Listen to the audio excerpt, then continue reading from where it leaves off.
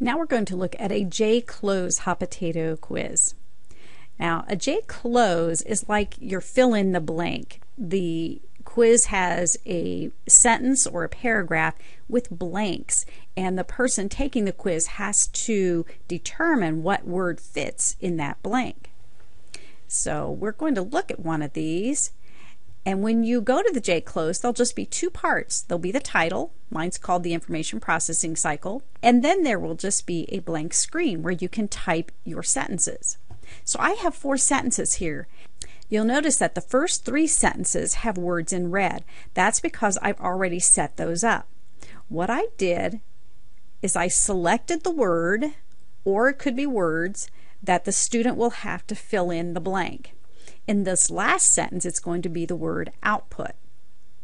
So after highlighting it, I come to the bottom of the screen and I say gap, because that's where I want the gap in the text to be at. So I'll click gap, and then it says the word is output. Do I want to give them a clue? If I did, I could type it right here, and I could have alternative correct answers if there's more than one answer that I would accept as correct. In this case, I'm not going to put a clue, and I'm not going to put alternative correct answers, so I just hit OK. So notice now the word output is also in red. So there's going to be 4 blanks, one here, here, here, and here, that the students will have to figure out what word fits in that blank. To save this, you're going to hit the Save button first to save it as a project file, and mine's saved automatically, but you would normally get this right here. Give it a file name, and then you're going to save it as a web page file.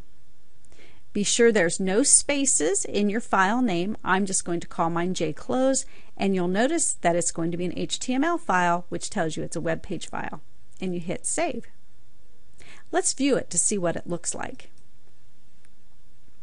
The instructions are very simple. Fill in the gaps, then press check to check your answers. You can use the hint button if there are any hints, and you can also click the question button to get a clue. So the first step of the information processing cycle, called blank, requires a device to get data from the computer system. Well, I know that answer is input, and you continue to go through and enter your answers.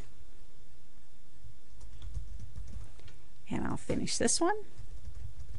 Once the answers are all in, you can click check and see if you're correct or not. And that's what a JCloze question is like.